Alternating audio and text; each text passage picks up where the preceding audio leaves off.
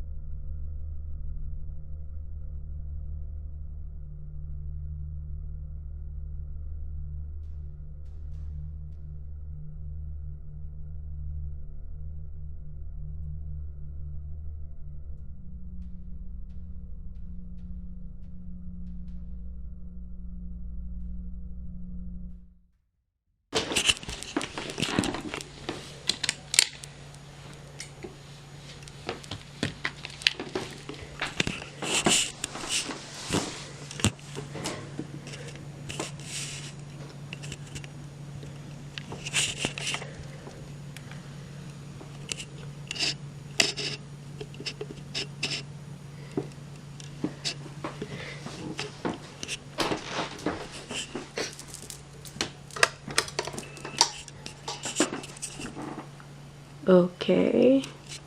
I don't know what's up, but I can't be late again. Coming up. Yeah, I'm getting ready now. Alright. See you at work, babe.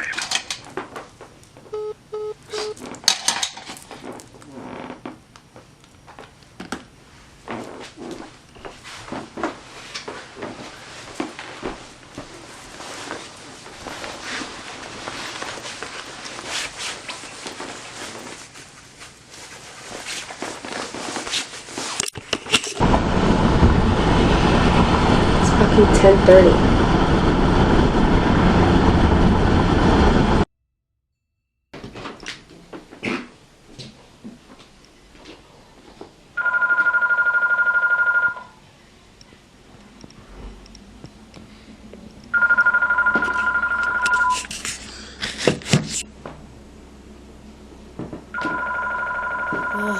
Not now, Mom. Hello. Okay, No bye. one is available to take your call. Please leave a message after the tone. Hey Val, it's Mom. I just wanted to call you and make sure everything was okay. The sun didn't come up at all today, and your father was in a panic, but the news is saying it's just some kind of eclipse or something, and it should be over by tomorrow morning. Still wanted to call and make sure you're okay, though. So give me a call when you go off work, all right? You know I love you, sweetie.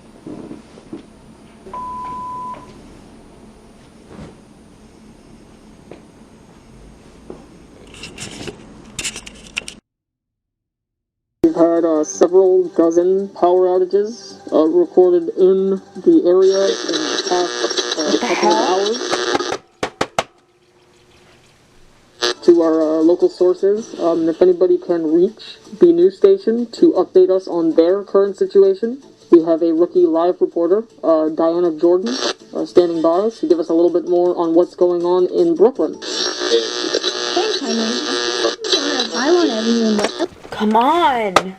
The outage stretches from here to roughly Kings Highway and East 16th Street, and Con Edison representatives are still trying to figure out the source of the issue. On top of the odd solar phenomena we've been experiencing, it's looking like it's only going to get darker. This news reporter urges anyone in these dark areas to stay indoors and wait until the power returns.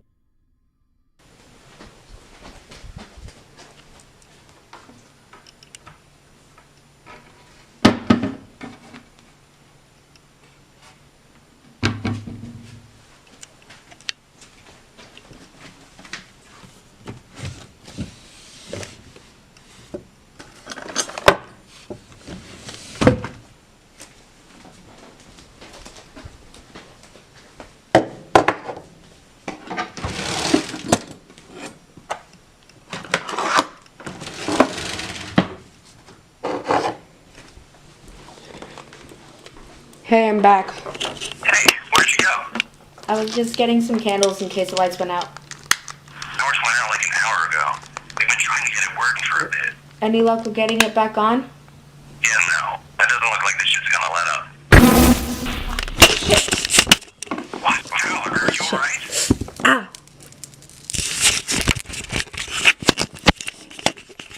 Yeah, mine just went out. Shit, you good? Yeah, I gotta finish this, babe. Can I call you in a little?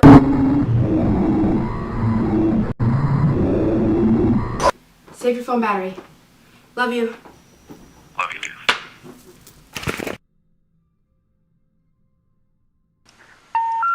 We're sorry. You have reached a number that has been disconnected or is no longer in service. If you feel you have reached this... I'm gonna start keeping a record of every day. It's been 3 days and the sun still hasn't come up. I can't call Travis anymore. I don't know how this is happening or why it's happening. What the hell changed?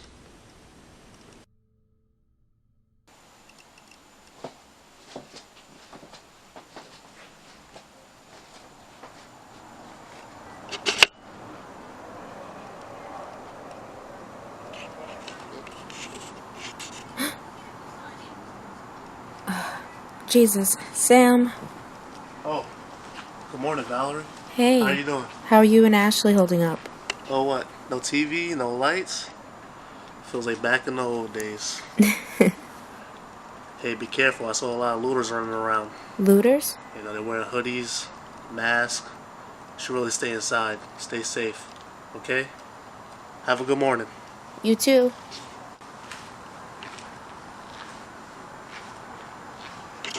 Ah, shit.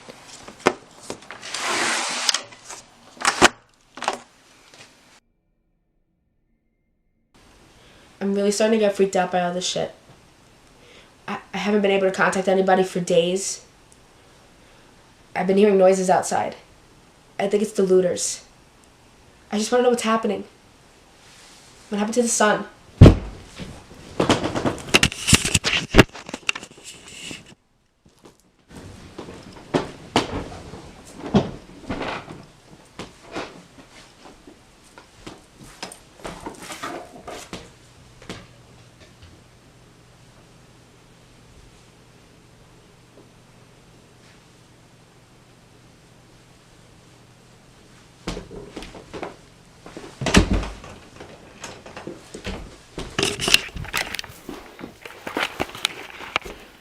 I need to get out of here. Something is here and I need to go. I need to fucking go.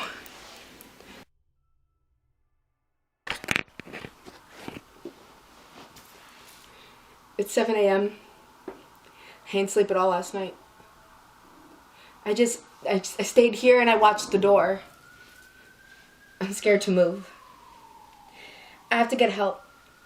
Maybe Sam and his wife will let me stay over next door. I'm freaking out here by myself. I need to get help. Now.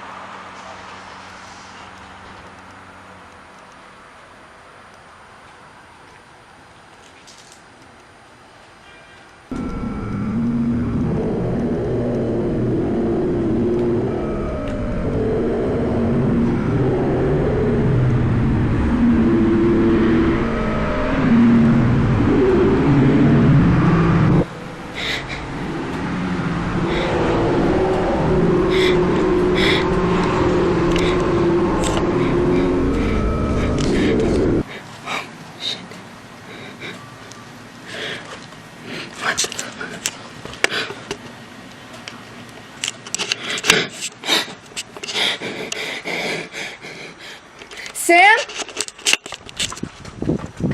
Sam!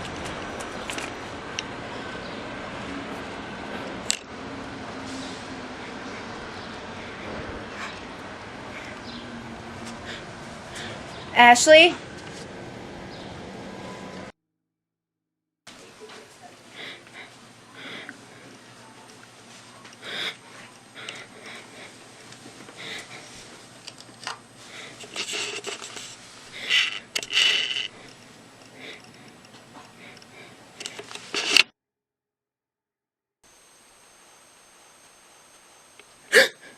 Sam? Stay right there! Oh my god, Sam. Sam, please calm down. You took my wife, you won't take me too!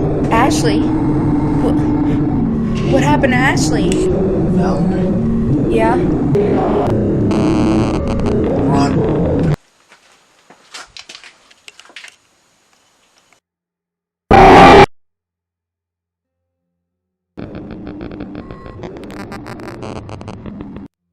So, those were the first 5 nights of Dark Days.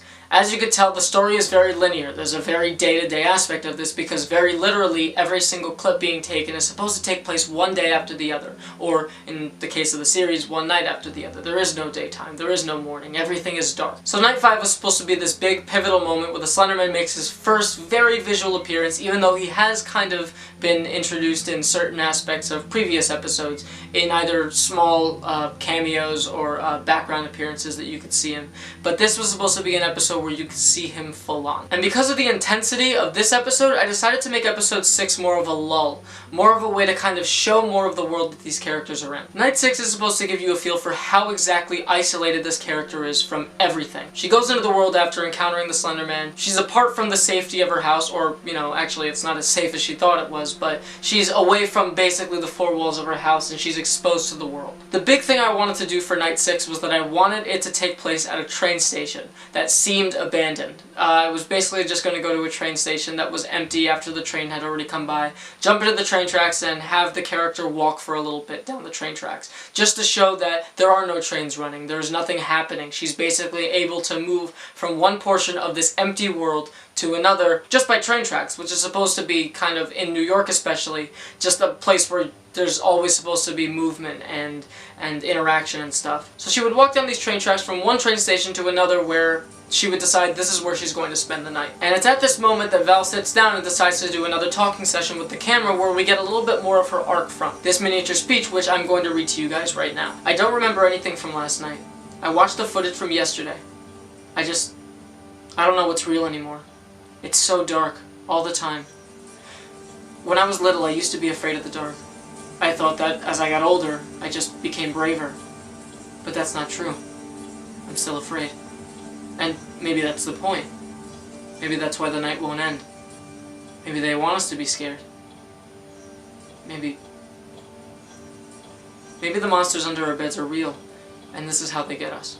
So it's at this point, right as she's finishing her speech, that the camera battery starts to die. And this was supposed to be another big moment that we kind of realize, how is this character going to keep these videos going without power? Because as you know, in the second episode of the series, all the power in the entire city went out. So there's just a constant theme of darkness, and with this speech is kind of the beginning of Val's arc of bringing out what she considers internal darkness, what she considers fear, and how fear plays on the darkness of her mind, and this kind of depression she goes to towards the end of the series. Every single character in the entire series has a similar depressive arc, but they all deal with it in different ways, and Val's way is basically to regress into a childlike state. She talks about being afraid of the dark, which is a concept that's very, very innocent and very childlike in nature. So that's night 6. We jump immediately to night 8. We skip an entire night because Val's camera has been dead this entire time. So how does she get her camera working? Well, she breaks into a store, be that a Walgreens, a Target, any store that sells, you know, the kind of batteries that you would expect these cameras to have, and she basically raids it for a whole bunch of camera batteries. It makes plot sense, and it's a pretty simple way to just kind of keep the plot going and to explain how this character is able to keep a camera running for as long as she does. Night 8 is basically explaining that Val is trying to find her boyfriend Travis. Her phone is not working, she's not able to reach her boyfriend with a signal, as you could tell from episode 3. So she's basically walking there. She's trying to find a way to get there since there's no public transportation and there doesn't seem to be anybody around. It's at this point actually that she's proven wrong. She's ambushed by 3 hooded people, similar if not identical to the hooded person that she saw at her house. These characters are what I and Val specifically referred to them as hoods. They're supposed to be a play on the proxies or middle people for the Slenderman, and these people very literally worked for the Slenderman, unlike some characters in the Slenderverse are it's very up in the air with how these other characters kind of treat their relationships with the Slenderman. But in this series, it's really supposed to be a connective thing. Like, these people are trying to appease the Slenderman. So these hoods, they grab Val, they chloroform her, they knock her out, and the leader of them, she picks up the camera and she shuts it off. And that's how night 8 ends. Night 9 has Val waking up in the domain of these hooded people who basically say that they're planning on feeding Val to the Slenderman. The leader of the hoods happens to know Val's name, which is a very strange connection to the notes that were left on the side of Val's house. There's supposed to be just this kind of very weak connection that a viewer can kind of draw between this leader character and whoever left those notes, because there's obviously some kind of connection to the hoods. So the Slenderman does show up in this episode, and since the Slenderman is more of a chaotic character in my version of this Slenderman series, instead of just taking the peace offering from the hoods, it starts to kill off the hoods themselves. In the commotion, Val manages to get away, and the hood leader, we don't know what happens to her exactly. She might have gotten away too. It's just very ambiguous at this point. We're not sure. So that's the end of Night 9. Night 10 is finally where we start to get to the next part of the story, because we've had the Val outside in the open thing for a bit, and obviously her being outside for even a short amount of time, she's basically in the most danger when she's out of the open, as, you know, exemplified by the fact that not even 2 days into being outside, she's kidnapped. So Night 10, we get to the next part of the story where Val finally is reunited with Travis. She finds him her phone signal comes back on miraculously and she's able to give him a call, and they reconvene somewhere and they meet up, and Travis, along with his little brother Nick, his little brother between the ages of 7 and 8 years old, something like that, they come and, pick her up, and everything seems okay at that point because finally there are more characters and there's more of a safe feeling of this group forming. I also use this as kind of an excuse to get Val to explain why she's still recording stuff, because again, with found footage, it just kind of feels necessary to explain the need for these things to exist, or for this character to be constantly recording. And honestly, there doesn't really seem to need much of a reason in a situation like this. Like, this is such a crazy event happening, an eternal night, that you would probably expect a character like this to kind of record their happenings and to want to document all this. But regardless, I have Val have a little throwaway line as to her wanting to make sure she remembers stuff, because the Slenderman does wipe her memory twice so far. Both of the times that Slenderman appears in the series, Val has forgotten that she's seen him. It's at this point in the car ride with Travis that Travis actually reveals to Val that he's seen a different monster than the Slenderman. Travis says he believes Val about seeing the Slenderman because Travis saw a different monster himself. He describes it as hunched over on all fours. It had fur, like black fur, and it looked as though it was wearing a mask, like a tattered up mask. This is how Travis describes the creature. Now, for those of you that probably would have guessed it already, this is supposed to be the Seed Eater. I'm going to take a second to explain myself for why this character needs to exist in this series and the whole point of this. Dark Days was my opportunity to throw as many monsters as I could into this series, and for one legitimate reason. That reason being that all of the monsters come out at night in this series. Now, that isn't a trait of the Slenderman or the Rake. The characters don't have to just come out at night. However, I'm using the Eternal Night as an excuse for these monsters to feel safer coming out. More like a home field advantage for these characters. So, Slenderman is manipulating the night, and the rest of the creatures that exist in this universe use that night as an excuse to just let loose and to come out and to be a part of the world. It is funny, though, to mention that I was planning on making the Seed Eater more plot relevant in the second season of Dark Days. It was just supposed to be a minor plot thread, just something that happens that isn't tied up at the end of the season.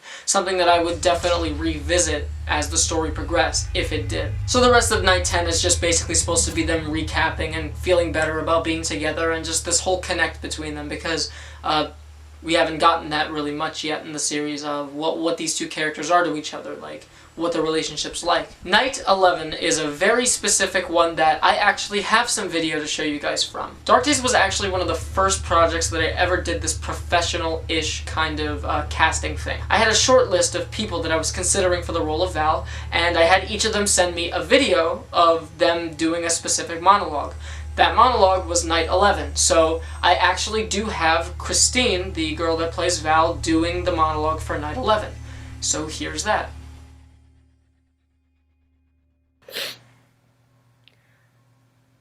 I wanted to talk about this for a few nights now, but I've been sort of busy. I've been having some really bad dreams for a while about that man in the suit. That should make sense. Of course, I'd have a nightmare after seeing anything that terrifying. But that's the thing. I've had those dreams for years.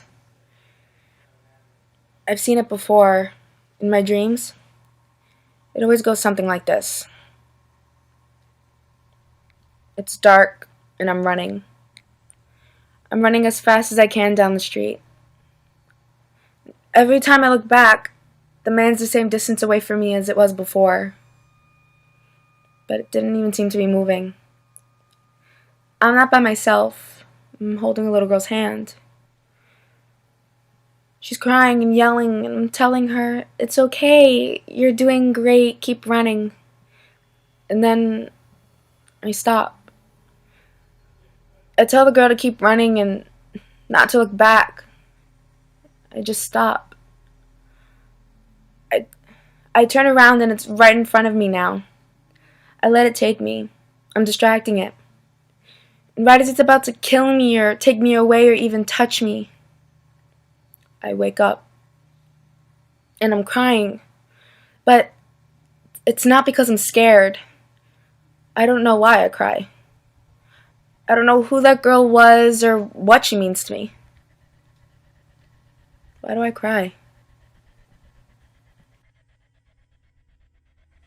And that video would be the exact reason why Christine joined the cast. She is very talented. So that's 11. We got a little bit more look into Val's head and a little bit more of an arc progression and an overall plot progression, just about this mystery of what these dreams mean in relation to what's going on in the world. Night 12 introduces yet another monster, or in my case, reintroduces the Rake. Again, I wanted to fit as many monsters as I could into this series, and the Rake was one that, again, I haven't seen very often in Slenderman series, and at that, I only consider 2 or 3 portrayals of the Rake to be legitimate, like, high-quality, good, versions of that character. So I did include him in this series. The basis for his appearance in this episode was supposed to be that Val and Travis were talking in another room about something, and they were talking about just basically going to tuck in Nick to put him to sleep, the little brother, and so Val goes into the other room with the camera and finds that the Rake is sitting at the edge of the bed talking to Nick. It's supposed to be a play on one of the original images of the Rake that I remember seeing from forever ago, the Rake just sitting on the bed and turning to look at the camera. Upon seeing Val, the Rake freaks out and kind of just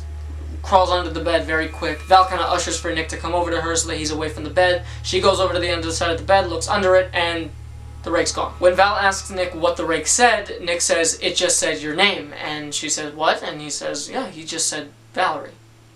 So we have a little bit more of a strange struggle going on here. We have the Slenderman, who seems vaguely interested in Val. We have the Rake, who seems personally interested in Val. And we have the Seed Eater, who seems to be in the domain of Travis. So what are all these monsters' relationships to each of the characters? We'll see. Night 13, I actually have a very small amount of clips to show you from. This is going to require a little bit of explanation. My girlfriend Laura used to live in a house here in Brooklyn, and she moved to Staten Island not long after I started shooting Dark Days. Her house at the time was what we used for Val's house in Dark Days. When I realized she was moving and I realized we only had a limited amount of time to use her house, I decided that I was going to film as much of the stuff that needed to take place at her house as I possibly could. So Night 13 is called Supply Run, and, well, that's the stand-in name for it. It's just supposed to be an episode where Travis basically goes back to Val's house to collect a whole bunch of her things so that living with Travis would be a little easier for both of them. You know, that a lot of her stuff was there and that, she had more clothes and whatever. It was a practical reason for him to go back. Not much really happens in the episode other than a minor encounter with a hood that basically just kind of walks by and doesn't see Travis while he's in the house. Travis also sees that there are candles lit in Val's bedroom, which is basically supposed to show the viewer that the Hoods have basically taken control of her house and have been living in there while she was gone. One of the objects that Travis takes from Val's house, a photograph, is brought up in the next episode, Night 14. The thing that Val points out is that the little girl in the picture seems to remind her of the girl that she sees in her dream, the girl that she's running with. Night 15 is meant to be the entire halfway point of the entire season, and the ironic part about this is that it's also not something that's supposed to be resolved this season.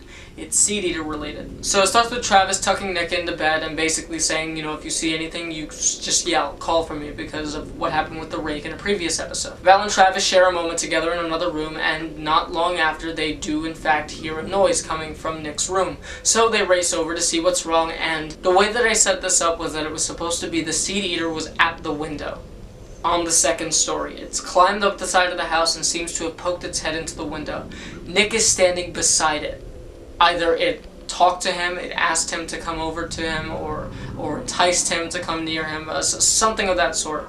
But Nick is now standing directly in front of the Seed Eater, and the Seed Eater seems to be holding him just by the shoulder. Travis and Val are obviously freaked out by this, and Travis tries to get Nick to slowly walk towards him out of the Seed Eater's grasp. The Seed Eater sees this as a threat and immediately grabs Nick and pulls him out of the window with him and runs off with him into the woods. It's supposed to be this really climactic, very sad moment where one of the characters is, as far as we know, killed off, and Travis doesn't even hesitate. He runs down the stairs, he bolts into the woods after the Seed Eater, regardless of what dangers are out there, and it's just this really emotional, sad moment where Travis lost his little brother. So Night 17, we get a little bit more plot progression, once again through Val's theorizing and Val's talking to the camera.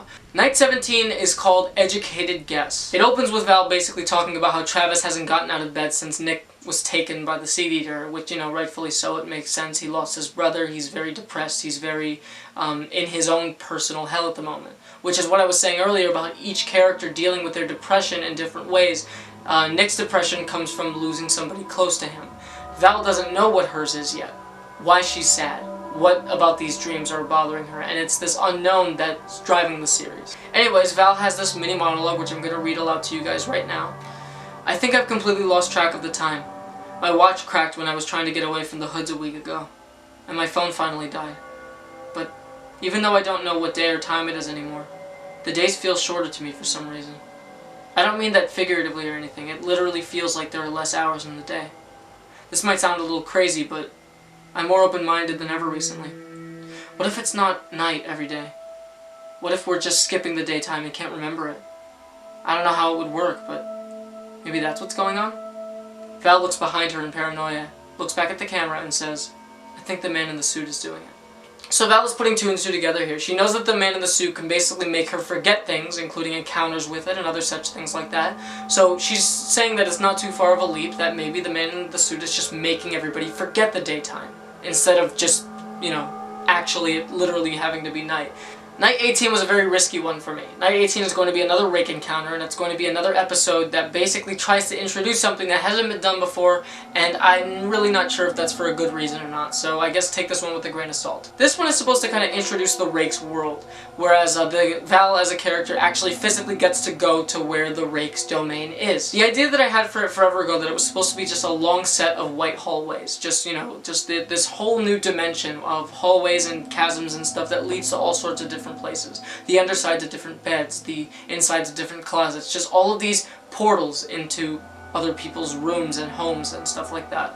And that's kind of where I wanted to introduce this, was in Night 18, because I did want to use this place again for the finale. So just letting you guys know, a little bit of foreshadowing this episode. Episode 18 gets thrown right into the action. We basically have it so that Val hears a noise in the middle of the night, so she switches on her camera and points it under her bed, and she sees the rake is staring right back up at her. As a defense mechanism, or just as a response to this, the rake just kind of ducks back under the bed. And unlike a normal person that would basically maybe wake up Travis to help her, Val kind of just takes it upon herself to go after the rake herself. She lifts up the sheet on the side of the bed, and apparently the portal isn't closed yet. You can see this white hallway. You can see this light pouring into the room because it's a very brightly lit hallway. And she's so desperate for answers that she decides to go in there and to try to find the rake, track it down, and possibly question it, because she realizes it's pretty intelligent, being that it could speak, so maybe it would have answers for her. She finds a lot of dead bodies, is where this starts. A whole bunch of people that the rake probably took at some point, or killed and brought with it. One of the Easter eggs for this was going to be that one of the bodies that she found was going to be Connor from Stan Frederick, because if you don't know, Connor was killed at the end of the Stan Frederick series by the rake and was taken away by it. So this would be where the rake took the body after he killed them. But yeah, that's just a small Easter egg. Directly after finding these bodies, the rake does appear, and instead of answering Val's questions as a viewer would expect it not to do, the rake just bounds after her and chases her back out of this dimension, back into her room. She exits through the closet. So she goes into the bed, and she comes out of the closet, and she turns around just in time to see the rake jump at the closet doors, hold on to them for a moment, and scream, "Not yet, Valerie," and then shuts the doors. So that wakes up Travis, who comes to the closet, reopens it, and realizes that the portal is closed and the hallway is gone.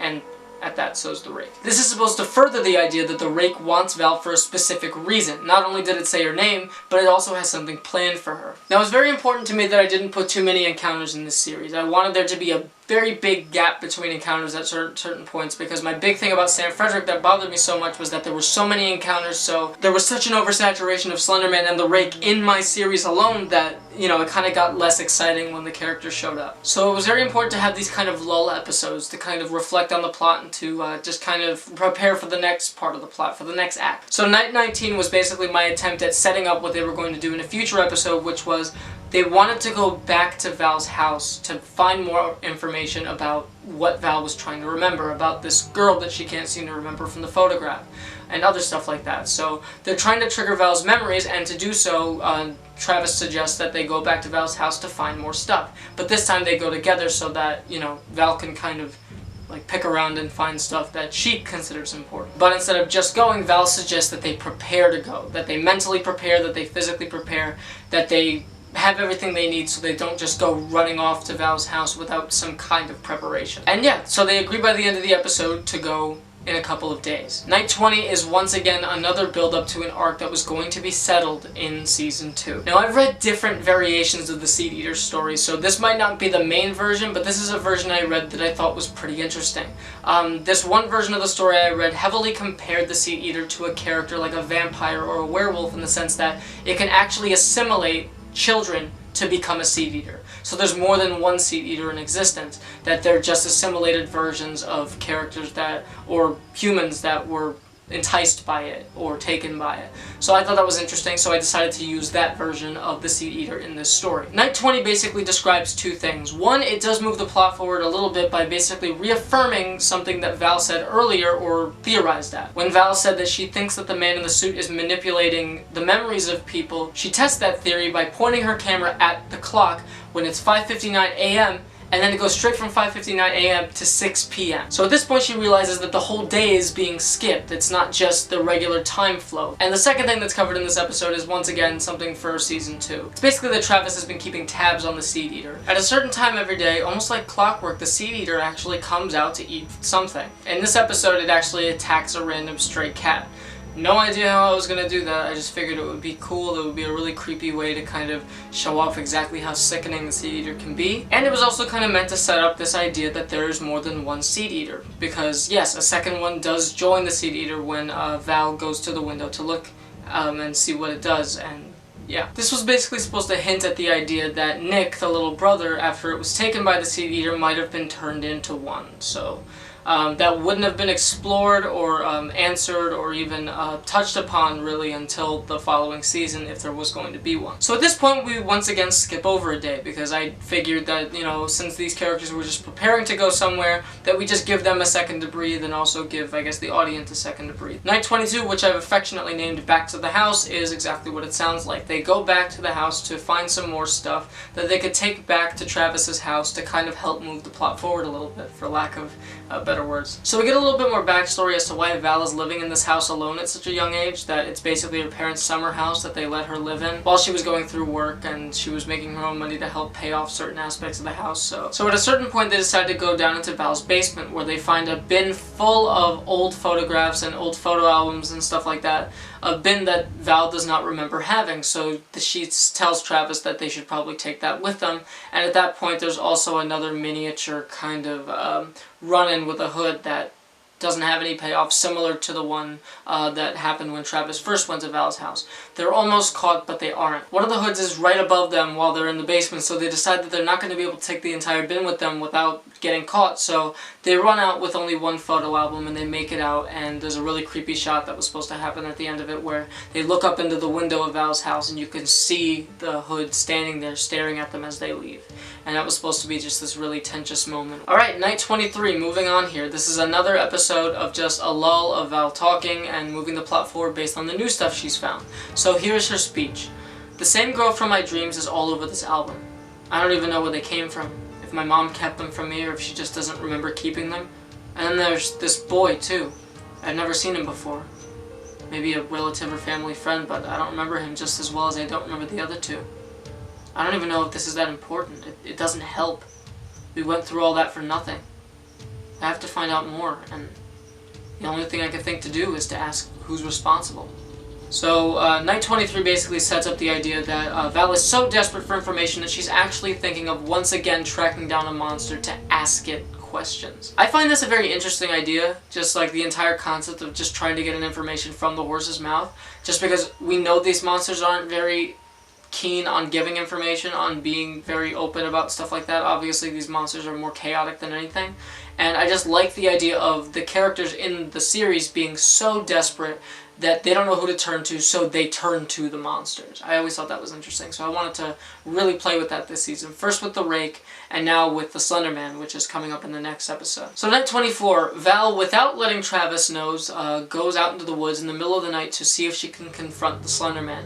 She very sloppily goes out and starts yelling out for him in a desperate attempt to just get his attention, forgetting that this is also the same woods, the same backyard that the Seed Eater is hiding in. So naturally she runs into the Seed Eater first, who almost kills her, but then she's saved by the Slenderman. It's supposed to be this big moment where the Seed Eater is about to kill her, and it scares it off in less threatening way and more of a physical way. It actually like grabs the Seed Eater with its tentacles and what have you, and pushes it off of Val. And it doesn't seem to go after Val at this point. It just kind of lets her get away.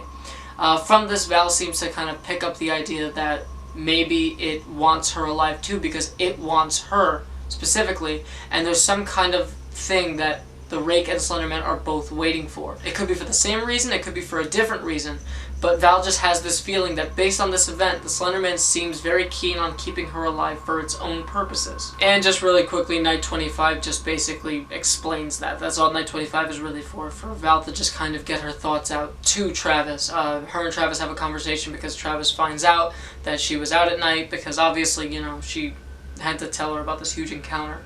So he finds out, they have an argument, and at the end of the conversation, Travis realizes that Val is recording this entire argument. He's kind of mad about it, but he's also kind of concerned as to why she's recording, and at this point she basically says, I can't remember much of anything anymore. Her memories are completely starting to deteriorate at this point, and she's reached this new low, this rock bottom, this bedrock of her depression that, like, she's just reached the absolute bottom. She's completely lost it. Night 26 I actually have completely recorded, and the reason for that is because I wanted that episode to be filmed as early as possible to just kind of give this contrasting idea of where we wanted the series to go and exactly how far we wanted Val's digression into madness to lead her. Thank God for the girl that plays Val. Christine's a fantastic actress and she nailed this performance. So without further ado, here is Night 26 of Dark Days. Always in the dark. I'm starting to get used to life in the dark. My phone cuts in and out once in a while. Tried calling my mom every day since it came back. I got no answer. My phone is probably a few minutes away from dying once I turn it back on. I tripped and fell this morning on my way down the hall with one of those candles. I got this. Remember what I said, like, weeks ago about how I was afraid of the dark again? Not anymore. Sort of learned something in the time that the world's been like this. And it's that we're all a little dark inside. Hollow and empty. Maybe that's just me, because of what I'm missing or don't remember, but maybe it's everyone. Maybe all of us were in the dark before the sun even went down. So Val's completely lost hope at this point, and I always felt like this was probably, to me, in writing, it was one of the saddest moments of the series, because you get to see this character with just so much uncertainty at the beginning, so much, I guess, kind of hope to survive, kind of, you know, trying to find her boyfriend, trying to make sense out of all this, and then she finds him, and then she reconvenes with him, and it seems like there's some hope for a little while. She seems to be happy with him and his little brother, and then the little brother gets taken, and all this other unfortunate stuff starts to happen, and the night doesn't ever seem to be ending, and the sun never seems to come up. At this point, she's just so broken from all of it, and it's just this really sad character moment that, like, upon writing it, it's just it's like a manifestation of these real life feelings, of the depression, of the, you know, the kind of dark places that lots of people go to in situations where they feel hopeless. It's like a real life manifestation of hopelessness, and that is what Val is showing in the series. So Night 27 is a pretty big explosion of plot. There's a whole lot of stuff that happens. So we've built up to this idea that the Hoods have been patrolling Val's house for a while, and they seem to know who Val is. Well, eventually, some of the Hoods actually show up at Travis's house, and that's the entire concept of Night 27, is that these aggressive Hoods just kind of show up and just turn this entire world upside down for this moment. There's this big struggle between Travis, Val, and all the Hoods, and eventually, very successfully and very intensely, Val and Travis manage to subdue the Hoods and to knock them out, and to basically tie them up and keep them in the house so that we can finally get a little bit more information. As we can tell, because we're at Night 27, the season is coming to a close, so we need information here. Because after all, this month of Night only lasts 3 more days at this point. Now, why is that? We'll see. So we have both of these Hood characters tied up, one of which actually being the surviving Hood leader from earlier in the season. She's the talker of the group. The other one refuses to say anything, and this one is the one that seems to be doing all the talking. She alludes to small things that may be useful to people that want to know a little bit more about the lore of these characters, like after a long enough time we all stop talking, communicating becomes useless. So that's a little hint that these proxies are just sort of starting to mentally deteriorate, that they at a certain point just become an extension of the Slenderman. The Hood leader once again brings up the fact that she knows who Valerie is, and she says, quote, "You're all helpless. You think that this is the first night that's lasted? He's distorted the sunset before, years ago. You just don't remember, but we do. We are the damaged. There are hundreds of us, all of us affected differently, but sharing one common place. We remember him. Eventually you'll all forget, but we've seen him all our lives. We're survivors." So basically, this is supposed to bridge the gap between people that have never seen the Slenderman before and the people that only see the Slenderman. We have characters that are in these different Slenderman series that obviously the Slenderman is a big part of their lives. The Slenderman has been following most of them since childhood or has had some kind of effect on them in that personal way. This is my way of bridging the gap between those people and everyday people, making it so that the Slenderman has, at one point or another, been after everyone. We just don't remember it. These moments when the night lasts forever are the moments where the monsters come out and wreak havoc, so that by the end of it, nobody remembers certain people that die or go away or stuff like that. These characters just never existed in the minds of real-life everyday people. Val says, "If you remember how the day came back before, you can tell us how to stop it this time." The Hood leader says, "Oh, Valerie, if only you knew what you've forgotten." A big allusion to what she's been trying to figure out this entire time about the people in the picture and what her dreams mean. The Hood leader answers Val as to what exactly could stop the night from lasting, and the Hood leader basically says, quote, "An offering. Give him who he seeks to harvest. He'll bring your precious son back once it's done. But, oh, he wants you, doesn't he, Valerie? He wants to finish what he started." Val says that she doesn't understand. The Hood leader says, "Take off my mask, Valerie. If you want your answers, you'll do what I'm asking. Take it off." Slowly, Val removes the mask. It's revealed to be the young girl from the photo album. I made a little mistake earlier in a rewrite that the person in the photo was a boy. It's actually a girl. It's supposed to be another person in the photo album. That it's not the little girl. It's that other character, the family friend she couldn't figure out. She says, "Do you recognize me?" Val says, "Yes." Val says, "I saw her in the photo album we picked up from the house." "Who's the little girl in those pictures? Why do I keep dreaming about her?" This is supposed to be the big reveal, the big climax, where the Hood leader basically reveals that the little girl was Val. Val forgot what she herself as a little girl looked like. She's lost so much and forgotten so much that she cannot even piece together an image of herself in her own mind. That was supposed to be the big reveal for the season, that the little girl was her, and that the person she was in the dream was actually her older sister, who was taken by the Slenderman in the previous incarnation of the Dark Days. Because, once again, as this Hood leader has alluded to, there have been several instances where the Dark Days have happened, where there's been an eternal night. To be a little bit more specific, she says, quote, "You, your big sister Kayla, and your old childhood friend.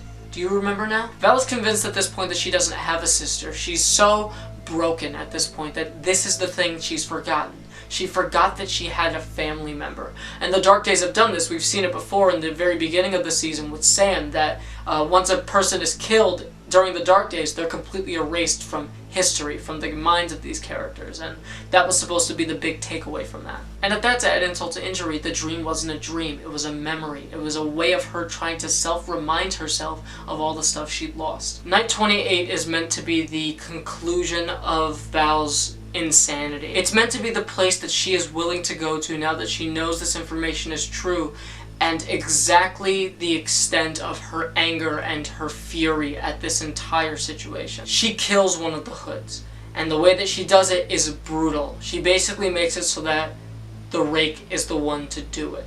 She reveals the undersides of all the beds in the closets, and basically calls upon the rake in whatever way she does to get it to come out. She closes the bedroom door and allows for the rake to take one of the Hoods. It's not the leader, it's actually the one that the leader was with, the one that refused to speak. It's at this point that Travis is even terrified of Val and what she's capable of, and the episode ends with Val leaving the room with only one quote, and that's, "This ends tomorrow." Nights 29 through 30. I decided that I wanted both of these nights to take place at the exact same episode. I didn't want to split them up, I wanted them to just have this whole ending to it. So Val comes up with this really intense plan because she knows that both the Slenderman and the Rake want her. So she decides that the only thing that she can do to kind of settle this is to make them fight each other.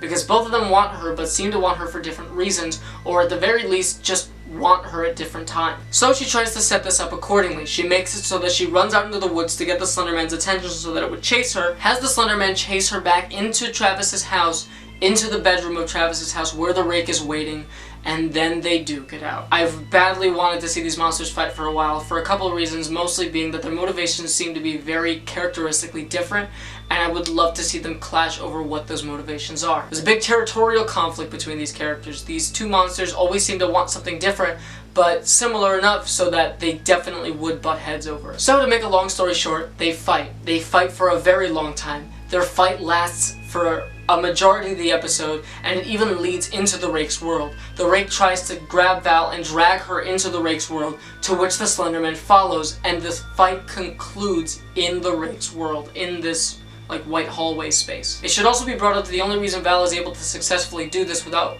Travis protesting it is because Val incapacitated him. She chloroformed him much like she was chloroformed earlier in the series with the Hood's own bottle, and he was basically out during the entirety of this climax. At a certain point during the fight, she realizes that this is never going to end. Both of them are so dead set on collecting her that neither of them will stop trying to hurt each other, and each attempt that she makes to try to get away during the fight proves fruitless. So she makes the choice. The entire end of the series is her giving herself up to one of the monsters. The big thing about it is that she picks which monster she wants to take her. At the end of the day, even though she only has two choices, she picks what she wants to do. Val chooses to go with the Slenderman.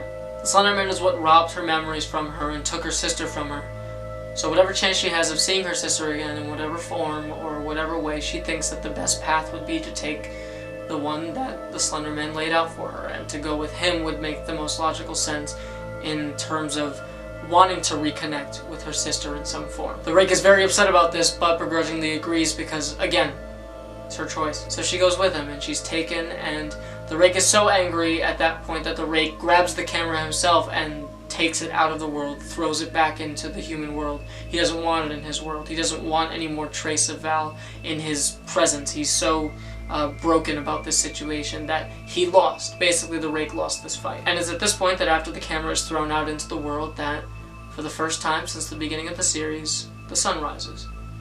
And at the end of night 30, we have this little text portion at the bottom of the screen that's supposed to read Day 1. And that's supposed to be the end of Dark Days, the official ending. The season finale or conclusion episode is called Sunrise, which is supposed to obviously be a parallel to the opening episode, which is called Sunset. And it's just basically a whole bunch of text, not unlike the text that you see at the beginning, just explaining the aftermath. And I'm going to read it out loud to you guys, and with that we will cap off Dark Days. So I hope you guys enjoyed this video and enjoyed what I had to say about this series that never happened, enjoyed the story and the characters for what they were, and yeah, here's the end. I woke up to the brightness of the sun hitting my face. It felt like a regular Tuesday morning. I didn't remember any of what you just watched. I bet you don't remember it either.